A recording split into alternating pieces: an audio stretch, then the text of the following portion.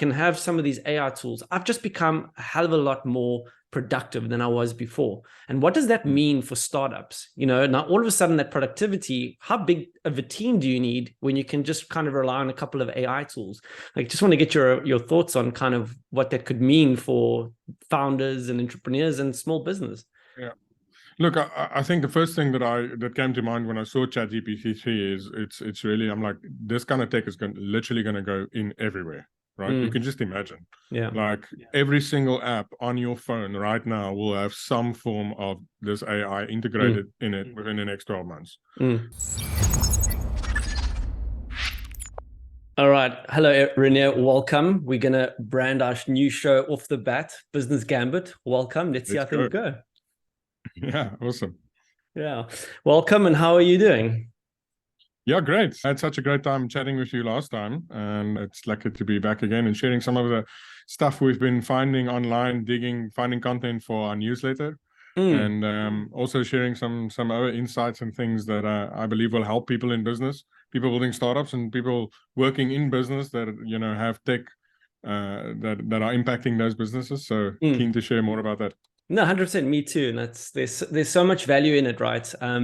And I think what I like about your newsletter as well is how you bring all this information into one spot that everyone can just kind of consume it all at once, instead of like sitting and scourging the internet to try and figure out where to go and what's your next move. And that's what I'm looking forward to with this, right? Is to kind of give people those insights into how to navigate this wild world of business and macroeconomics and all the great opportunities that are out there as well, right? And so many things happening, right? Yeah, exactly. So I don't even know where to start, but it's very difficult not to kind of talk about AI. I actually can't get over it. Like, you just cannot escape the AI conversation. It is now everywhere. And was it last week we had Google that kind of tried to bring out their own AI, will bring it to the market, called Bard. And it didn't go down very well. Apparently, it gave off some wrong information about the Webb telescope, and Google's shares plummeted by like 12% in one day because of it. What's your take on Google trying to compete now with ChatGPT? No, I think it's a fascinating story, and I think there's actually more to the story than simply a tech demo failing, right? Firstly, ChatGPT put pressure on Google. And I remember the first day it was launched, all over LinkedIn, people saying, is this the Google killer? Yeah. And to be honest, I think that was a bit of a stretch. But there's some key things that stand out there. I think the first thing is that ChatGPT is a closed-off environment. It's not connected to the internet, right? And in a closed-off environment, there's a snapshot in time where you can go, all of these things are true. Yeah. Right. And you can also coach and train it. I mean, ChatGPT, it's a known fact that it's been reported on that they used very low paying people in Kenya to actually correct and train their AI models over a long period of time. And they will most likely continue to do so. I mean, if you look at a $10 billion investment, those aren't paying for servers and developers. They, part of that is, but a lot of it is actually real people sitting and training this AI model and engine to be more accurate, right? Yeah. So they've got the advantage, ChatGPT, of having a snapshot in time, whereas Bard is something completely different. I mean, this is completely integrated into the internet, and we all know with systems like this, it's garbage in, garbage out, right? Yeah. And let's be honest, the internet is filled with garbage.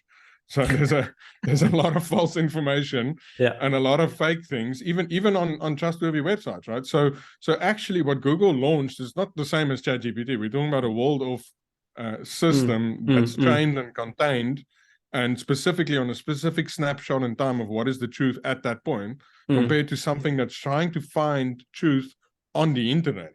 Now, normal people find it hard to find truth on the internet. So you can just imagine the complexity of having to do it. But one has to feel that Google felt pressure, right? No, for sure. Everybody was going on about it. I mean, their share price is under pressure anyway, probably because of the fact that they haven't launched something significant in the AI space. Although one could argue that they've been doing AI for years, right? Google Translate. Exactly. The search engines. Even if anybody has been doing cool AI stuff, it's been Google. Exactly. So even with their Gmail, it now can predict your next words in the email that you're writing. There's their AI. Yeah. They've even got when you search, they've got that little box. I think it's called an open box, where it actually can tell you general themes of what other people have also been searching around that topic. So it's always been there. They just haven't gone the same route as what ChatGPT have and now Microsoft, in which now they are now integrating ChatGPT into Microsoft Bing, into their search. Into all of the things, actually, which I think is genius. But there's been talk about how Microsoft, under the new CEO, has been strategically superior to many of the tech companies. And this is just plain to see. And I absolutely love what Microsoft did. I think there's a lot that corporates in South Africa can learn, right? So there's two approaches to these things. Google built an exceptional internal AI team, no doubt about it. Hired probably some of the best engineers in the world. But the reality is it's such a complex problem that it's bound to have failures, right? It's extremely complex what they try to do. So it was almost inevitable that once they launched it, there would be some kind of fault or failure. It's a pity it happened on the actual demo, but the reality is that was such a complex problem, bound to have issues. Yeah. Right. Yeah. On the other hand, you have Microsoft that said, you know what, we're not going to put Microsoft branding on this. We're going to get behind a team, a startup, which we think is really good. We're going to make sure they have absolutely enough money to pull this off, right? So remember, we've got ChatGPT 3. Does anybody know how well ChatGPT 1 worked? No. Well, 1 and 2 had a lot of issues. It didn't work well, but that didn't affect Microsoft's share price. Yeah, exactly. In fact, no one really cared because it was just another startup, trying something and not really hitting the mark, right? In fact, we can go onto ChatGPT now, GPT-3 now, and probably get a lot of failures and a lot of false information from it, but it's not affecting Microsoft's share price. Why? Yeah. Because people think it's a separate startup. It's got nothing to do with Microsoft. Yeah. Right. So Google had to step into the arena under their own brand, and shareholders being having loss aversion was just going, you know what, if Google's not going to make this AI thing, we out, because Microsoft's making it. So what's happening? Microsoft's getting all of the upside for ChatGPT working well, but they're getting none of the reputational risk and the downside. That is such a phenomenal way to look at it, Renier. And it's I really amazing. like that. And it's, strategically, if you think about it, there's a lot to learn for corporates. Like corporates can go, we should be doing more of this. Let's find the startups. Let's find the founders doing cool things. Let's make sure they have not a small little angel investment. Let's make sure they have enough money to pull something amazing off. Yeah. And then let's make sure that by the time it becomes a success, we sweep in as, we've always supported you. Here's $10 billion. Yeah. And everybody now associates that with your brand. Yeah. It's incredible. Strategically genius. And I mean, if you think about it, for 20 years, Google has been absolutely dominant in search, right? 100%. And I mean, if you and I were to speak about this a few months ago, before ChatGPT 3 launched, we would have said, there's no way anybody's ever going to get into search. It's over. Yeah, exactly. Right? Yeah. But Microsoft's found a way in. Yeah. Brilliant. And the way they did that was through a startup that they backed. It wasn't through their own innovation. Yeah. And I think there's a lot to learn from that. I wonder what the moment was when they realized that this was something they could now publicize. Because obviously they've been working on it in the background for a long time. Like that feeling must have been like, guys, we're going to go live with this. Are we ready? And to have that confidence, because how things can bomb out. I mean, just look at Google. If anyone's been in tech, when you try and demo a product, like what happened with Google happens on the weekly basis in it happens everywhere, every time. Exactly. But that's the thing. The question remains, if ChatGPT 3 was an actual Microsoft product, would they have launched it? I doubt it. Yeah. I doubt it would have been ready to carry the Microsoft branding. But so now even when they integrate it now, they can still blame ChatGPT 3 when something breaks and go, no, it's actually a startup. It's not us. We're still figuring it out. We're building it. It's like, I mean, they're almost catching Google with their own strategy. I mean, Gmail was in beta for years. Yeah. So and they could just say, sorry, it's in beta. We're still figuring things out. It just shows you how if you have your guard down, how you could fall behind in all of this so quickly, just like that overnight. But now it's incredible. So as much as I've never been a Microsoft fan, I mean they're doing phenomenally well, and they're strategically just superior in everything they undertake. Yeah, I had to move over to Microsoft in recent months, and it's been a horrible coming from Google. I just have to put that out there. Kind of getting used to it, but geez, it's been a painful experience.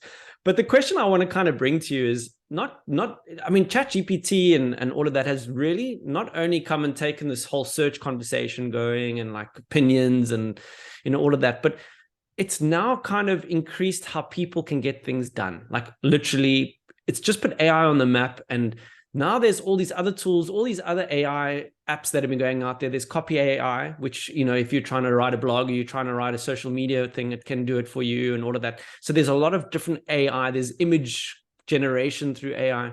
So now my question is, what's come about with the fact that as a single person, and I can have some of these AI tools, I've just become a hell of a lot more productive than I was before. And what does that mean for startups? Now all of a sudden that productivity, how big of a team do you need when you can just kind of rely on a couple of AI tools? Like, just want to get your thoughts on kind of what that could mean for founders and entrepreneurs and small business. Yeah. Look, I think the first thing that came to mind when I saw ChatGPT-3 is it's really, I'm like, this kind of tech is literally going to go in everywhere. Right, you can just imagine. Every single app on your phone right now will have some form of this AI integrated in it within the next 12 months. And if you listen to Tim Cook, he said AI is absolutely in the center of what Apple's going to be doing in the next few years. Right, exactly. And they have been. Right, Face ID is really cool AI. They've got that AI processor on the device specifically for AI processing. So hardware-wise, they've been preparing for this, right? And then you can just imagine Siri going, finally becoming useful after all these years. So AI is definitely going to go mainstream, and it's going to be plugged into everything. So startups-wise, I think there's two parts. I mean, you mentioned the productivity, but I absolutely think in terms of their service to customers on the front end, there's a massive application there. So, plugging in the AI, having a conversation to get some context from a user before the user actually gets service. So, example, Airbnb, right? So, Airbnb, how does it work at the moment? I go, cool, where do I want to go, rooms, etc. This entire thing can be a conversation with AI around what I feel like and how big is if I were to speak to a personal concierge. And that is the point. Like these things are going to become integrated into that, upping the customer service everywhere. So the first thing is, I think every single startup needs to have some kind of thinking of how they're going to start using this. Because if you don't have that service going forward, I believe you'll fall behind. So that's the first thing. The second thing is, everybody gets stuff done faster, right? So people doing having to come up with content for blogs, it's just easier with AI. Having to come up with ideas for things, it sparks ideas. I think that's what the tool is really good for. It's not good for necessarily doing your job. So I think our jobs are fine for now, but it's definitely good at getting us to creativity faster, right? Yeah. So we're going to speed up. But specifically, I think this whole thing around shortage of developers, which we've experienced in South Africa since the dawn of development. But it's worldwide, right? Yeah, but in South Africa specifically, right? Because we have really good engineers, and they just get, snapped up into Amsterdam. It is lately, or wherever. They're just going all over the world. Yeah. And so now it's really difficult for South African startups to get really good engineers and keep them, and get them to become experts in the field in which they're building, right? But now with these AI tools, I believe we're finally getting this point, and together with the tech the tech layoffs, right? So we're currently seeing in the world of tech, I wouldn't say there's an oversupply of developers. There never would be. I mean, let's be realistic. People want to build stuff. Yeah. But the tech layoffs, together with AI supporting people to develop faster and better, right? Because I've been speaking to some developers. I'm going, are you getting into right code? They go, no, I'm not getting into right code. But sometimes when there's a fault and I have to debug it, something that would take me 20 minutes, I pop it in there and go, tell me where the fault is. And the AI gives it to them straight away, right? Exactly. There's the mistake. And is it 100% accurate? No, but it's getting there. Yeah. So the reality is, I think from a development perspective, we'll see people build things faster and build better things quicker at a higher quality, which is really exciting, right? Because we can get a lot more people building things, not being limited by developers. Yeah. Right. Will AI replace developers? No, I doubt it. Also don't think there's always context to it's these about things. The prompt. It's about understanding the business, the problem that you're trying to solve, and then just figuring out how to use the tool to do that. Yeah. So if I were a developer, by the way, I'd start getting excited about the business side, the product side, those kind of things. Because developers in the future that kind of get product well, or kind of get the business side well, they'll be extremely useful, because the translation between what the customer wants, what the business is trying to do, and what the product does from a technical perspective, that is going to be super crucial going forward. So, because a lot of developers found comfort in the fact that they just there to write the code, they didn't have to think about the business, that's getting challenged. Yeah, that's getting challenged a bit. So they're going to have to pull out of that a bit. And I'm excited about that part, like really getting developers into the business. And here's the thing, let me just say, like, developers are some of the most intelligent people in the world. Yeah, right?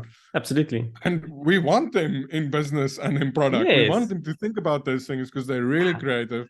100%. They're super smart, and they can solve these problems often much more practically than us consultants or product people can. So we need them. So all of this, I think, is super good. It opens up their capacity.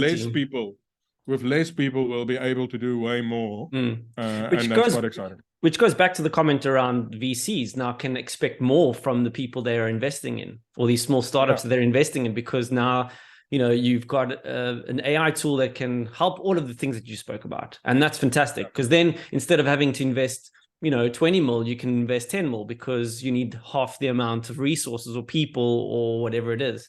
But just want to touch on the topic there, the having engineers in the business. I hate it when no, I want the engineers involved in solving problems.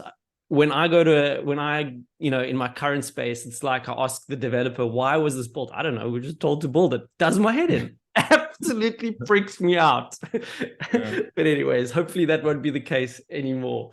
But there was something that you wanted to chat about as well, is the kind of the super app movement. And to be honest, I was shown a YouTube video, I don't know how many years ago, about China and WeChat.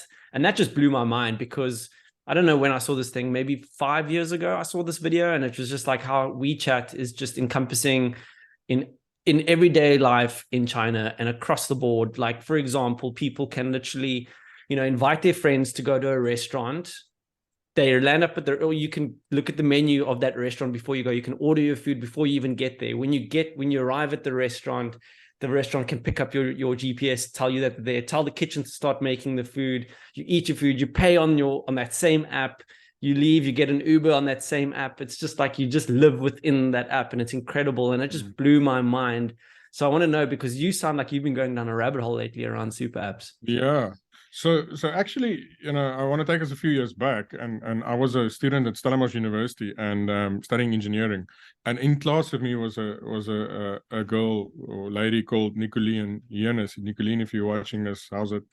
But Nicoline came to me and she said, "Hey, I see you have a new Nokia," because I loved like phones at that time. I'm like, this is cool. And I got that new Nokia with the color screen with Snake 2, and it could download external apps. Hey, come check out my Snake. Sorry. Yeah, he's like, let's get you this app, which my dad's company is building, and it's like you can send SMS messages for free, right? Yeah. So I downloaded this app called Mixit. I'm not sure. I might have been the 16th person on Mixit, okay? Wow. And Nicoline and I chatted, and we get some other friends on, and we chatted, and then suddenly Mixit blows up, right? And the reason it blew up is SMS messages were really expensive, right? Yeah, but now with data, you can send it for cheap. But what that did is actually central to this whole concept to Superapp, right? People ended up spending the majority of their time in Mixit, okay? And Mixit said, wait a minute, we can do something else with this. This is like a shopping mall, okay? We've got the Sterkinikor movie theater here, and I'm talking about a few years ago, before Netflix. We've got it here, and we've got people coming here every day. How can we now make more money out of it? Let's put a sweet store here. Let's put a restaurant over there. Let's put a clothing store over there. And eventually people buy from all of these places. Why? Because they're spending time there, right? So Mixit saw this opportunity, and they started building this platform where third parties could develop apps on their platform. Remember, this is way before WeChat, right? This is before WeChat was even a thing. Yeah. So we, at the time, I had a software company, and we built a self-publishing platform. So people can write stories on their freaking numeric keypad, right? Or on their Blackberries, with at least that had a numeric keyboards. I forgot. But remember, see? Remember how people used to make accidents on their phones, trying to send the SMS? I used to get freaked out by watching girls like while they're like looking at you and they're like tapping away. Anyways, yes, carry on. It's bizarre. Anyhow, Yeah. so people were writing novels, like short stories, novels, poems on this thing, and other people would read it. And we'd have like 60,000 people a day on this platform reading things and contributing stuff. Now, I was from nowhere, from no marketing, just listing it on the Mixed Marketplace. We saw massive traction, right? Mm. And then they introduced the payment platform and all of that.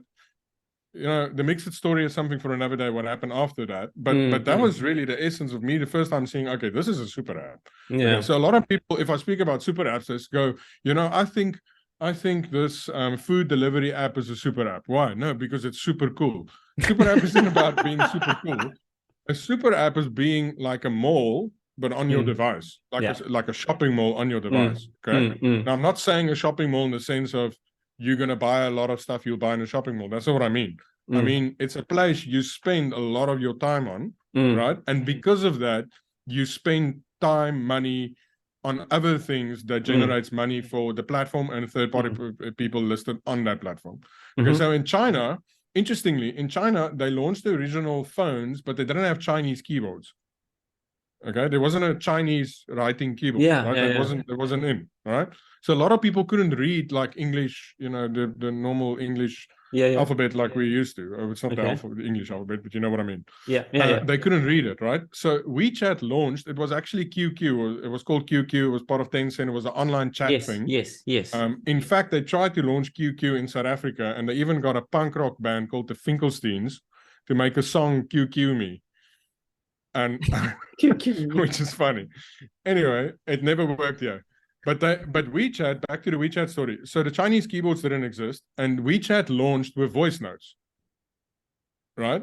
So instead of writing something in, you know, basically a language people didn't understand, Chinese people could send voice notes to each other at the lack of keyboards, and that's where they captured the entire Chinese market.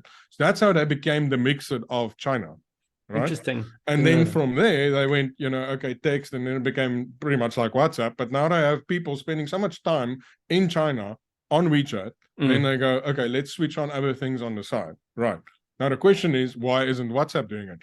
WhatsApp is doing it, but they're trying to attempt it on a global scale, which is substantially more difficult.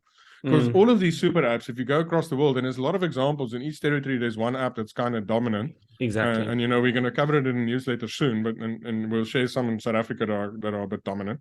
But you know, what all of them have in common is, you know, they have some way of buying something, a payment processes, etc. To do that on a global scale is really difficult. Like to get money to flow in every territory. You know, that might sound simple because you might say, yeah, but you could do a credit card payment.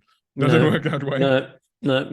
That flow of funds at the back end is extremely complicated. You know, getting that money cross borders, it's a nightmare and extremely expensive. And often because of the fees, it becomes non-viable, right? If you have to pay a 10% credit card transaction to get food delivered, the whole economic model falls flat. Exactly. So, but WhatsApp, through their API and getting businesses on board, they're making the moves to say, look, we're going to do this, but we want to do it in a global scale that works. So it's never going to look like WeChat. It won't be WeChat. It's something completely different. Yeah, I think there's two things I can say. Sorry, it talks to your point. One is Popia, and the other one is no, I can't think of it. GPR. But yeah, exactly. You can't just put stuff in another country. I mean, South African servers, you can't have your dates, South African dates, sitting in another country. Exactly. So these are the challenges that WhatsApp is trying to solve, right? Yeah, they're trying to do it in a way that it actually is a super app, but it doesn't, you know, because WhatsApp, if you think about it, there's some other things around it. Like a lot of people use it for business. A lot of people use it for office communications. And a lot of people are super critical of people using it for office communications. But it's that same concept. That's where people spend time. That's where they see their messages. That's just what works. It's easy. Exactly. And I think the time, if you think about it, like, I mean, personally, I don't download a lot of apps, right? Yet there are a lot of digital services I'd love to consume, but not necessarily want to download an app to consume it, right? So what if I could have an app that actually accesses all of these services for me, but without having to download another app? Amazing. And that is what Elon Musk is about, right? So Elon Musk said he wants to build a super app, okay? Now people are going, what is that? Now it's payments and this and this and that. Go, well, why do you buy Twitter? Well, Twitter is where Elon spends all of his time that he's not working. That's his mall. That's where he hangs out. And he's seeing a world where a lot of people do that and go, Well, if I'm in Twitter hanging out anyway, and someone goes on the side, hey, why don't you buy yourself a new shirt? You might actually respond to that and actually do it. What does he call it? Town Square. It's like the town square. Exactly. Yeah. And that's super powerful, because I think Elon's also going to try and do it on a global scale, similar to what WhatsApp's doing. So, you're going to, we've got Microsoft squaring off with Google for this AI thing. Yeah. You're going to have Twitter squared off with WhatsApp, or Meta even. There's rumors, by the way, Meta is rebranding back to Facebook. Don't joke, really? It's just a rumor at this stage. but you're going to have Twitter and Facebook or Meta or whatever Zuck's going to call it next. They're going to square off on this global super app thing. Yeah. And probably just as interesting. Probably that might be the story for 2024. Who knows? Yeah. We're talking AI this year. But honestly, you know what I'm thinking about as we're talking here is there's this collision of three concepts. We've started and we spent a lot of time talking about AI. We've just started talking about super apps. And in between talking super apps, you spoke about sending money across, which then talks to blockchain and crypto. So I feel like there's these three major kind of concepts or technologies that are going to collide.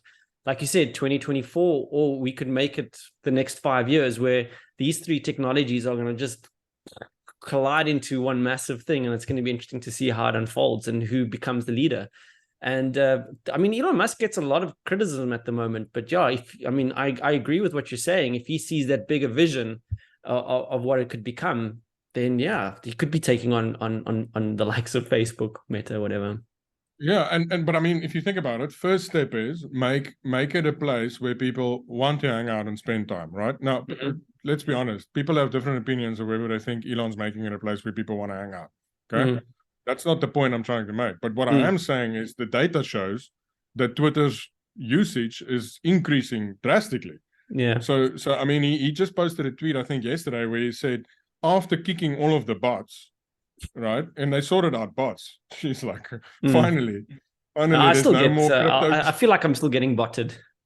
Oh, really? Okay. Yeah. It's because you've got so much money in your crypto wallet. There we go. But after kicking a lot of bots, the activity on the platform is higher, a record every month on month. It just gets more and more. So if he manages to get, 1 billion people active every month on the platform, and then he switches on this capability to become a super app and all these things on the side, and we hang out there. It could get really interesting. Yeah, exactly. I agree with you. And then he opens up Doge to buy stuff. Yeah, that's what they're all hoping for, right? Who knows? Maybe. Yeah. I'm not buying it. This isn't financial advice, just saying. But this is exactly why I love the concept of what we're trying to talk about. And it's just like, how is South Africans going to be kind of playing into all of this and understanding what would be the super app of South Africa, of Africa. I went to a really cool talk the other day where Zach George gave a talk, and he was just talking about how South African startups and South African founders have this problem where they think that territory ends at the Limpopo River. And I was like, that's actually so damn true. That there's this whole continent up north, just because our neighbors might not be the trading partners for tech or whatever. There's Kenya, there's Tanzania, there's Ghana, there's Nigeria. There's some massive hubs that's happening there. And there was a conversation, we could probably bring it up in another episode. It's just like, there is a lot of investment coming into Africa, and they're going to look for the leaders that are kind of at the forefront of these technologies, everything we've just spoken about. So it's not something to just kind of look over. This is actually very important to pay attention to. Well, on that point, I think something that's very interesting is, the foundation of what makes a super app useful is all of the examples I used was that it fulfilled a very specific need initially, right? So the Mixed example was SMSs was really expensive. The Chinese one was the keyboards, weren't compatible. For Twitter, it really is, that's where people hang out and, criticize the politicians of the day. Okay. That's cool for, in South Africa, people in politics. And obviously every American, because every American is in politics. But for Africa, it's something different. Now, there's a super app called Moyo, which is a data-free app, right? Nice. And this app has been ranking #1 in the App Store for a very long time. And a lot of people don't even know about it, right? Because for you and me, it might not be important to be data-free because we have Wi-Fi. Okay. So we much more fall in the category of Elon Musk's or WhatsApp's super app. But for the majority of Africans, they go, I just want to be somewhere and chat to my mates where I don't have to spend money on data. Yeah. Right. So I think they're onto something by going, let's understand the core need here. The core need is people don't have data and they want to connect. Okay. And if we get them to use our app and we can finance their data through the peripheral services that we offer, we're building Africa's next super app. Yeah, well, there you go. And I found that quite interesting. Yeah. So in my days at Sweep South, we also tried, I wonder if we used more, I can't remember now, but the point is that we saw the problem that people from the lower income brackets were struggling. They kept running out of data, which broke the gig economy because they couldn't do what they needed to do their jobs. You needed your tech, you needed your phone, you needed to be online to do things. And as soon as that broke, the whole system broke. And so there's a definite need for that. But let's move on to the next topic, because I think this is quite important, I feel. And it's about SA's Diaspora, like the people that are just kind of leaving our shores. But it's not just, I don't think it's just a South African problem, although it is really bad. I think there's also an African problem where a lot of the talent can go overseas and kind of use their talents there. So yeah, just what is your view? I know it's quite a heated topic, and we can share a graph that with the people just around kind of showing that you guys shared on your open letter. Do you just want to dive in?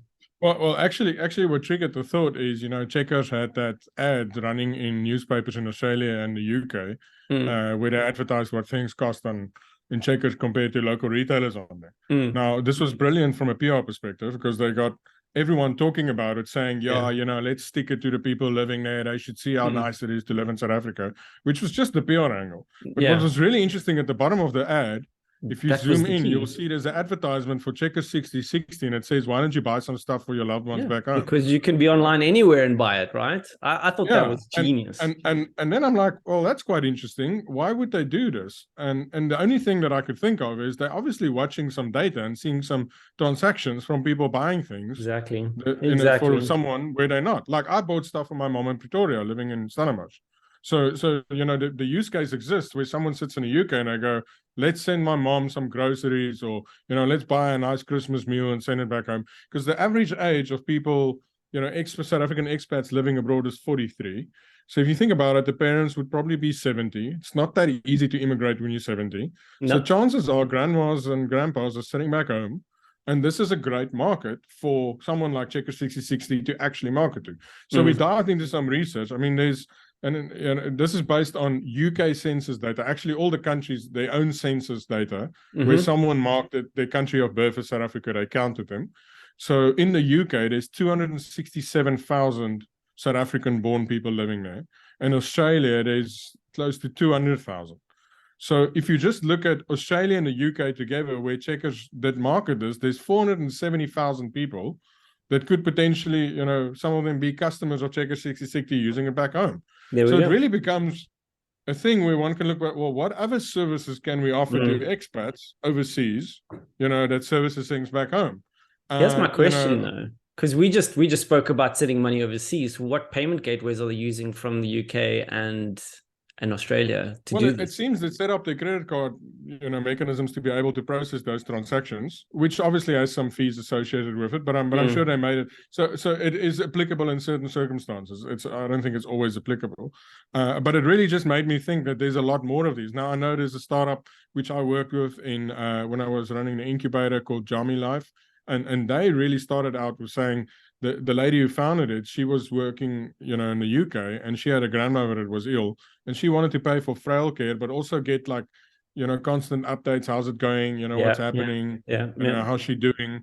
And she's busy building the system where, not only is it high quality frail care for elderly, but it works in this mechanism where someone overseas can pay for it. And you get this constant engagement and feedback from the caregiver around how it's going.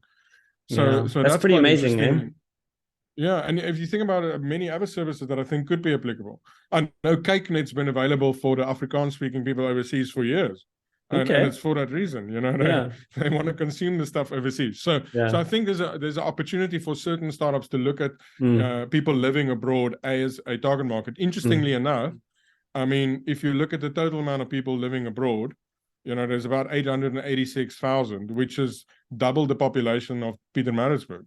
Now, sure, they're dispersed across different territories, but it's quite a large audience. Yeah. So if you can build a business that could be viable just in Pietermaritzburg, you can build some digital version of that, service customers overseas. There's a market there, and I think there's some opportunity there. So find it very interestingly. But yeah, almost 1 million people, South African people that are living abroad, and working there. A lot of them actually in our research found a lot of them are teachers. So we seem to produce fantastic teachers that end up schooling people right across the board. I don't like hearing that, because we have education gaps, we have skill gaps, and we need good teachers. That depresses me a little bit. Exactly. Yeah. Well, it also means, if when we turn this country around, those people will come and bring some of that skills back to South Africa. I strongly believe that would happen if we just sorted it out. Like getting a minister of electricity might be that answer. Definitely. But before we get into that, I think something that's very interesting is there are way more Africans living in South Africa than there are South Africans living elsewhere. Oh, wow. Sometimes we look at it from a perspective, because we hear about people going, we've got so many people living abroad. Well, there are a substantial amount of Zimbabweans, people from Zambia, from all over Africa, and actually other parts of the world as well, not only Africa, that live here. So there's way more than 886 that live here. Yeah. So I think sometimes when people go, everybody's immigrating, like, okay, well, maybe in your circles, but you should compare the numbers to each other. Yeah. And there's also a case to say, okay, maybe we're losing more critical skills than we're actually gaining, which might have some truth to it. But the reality is, I don't think the numbers are, it's not an exodus. Everyone's not leaving South Africa and no one's coming in. Yeah, it'll be interesting what that sum game is actually. But yeah, you make a good point. But I do believe that there is a skills gap that is developing. I mean, in the tech space, we feel it. And they say that that's Definitely. What Eskom's struggled from as well. That's Eskom's problem, right?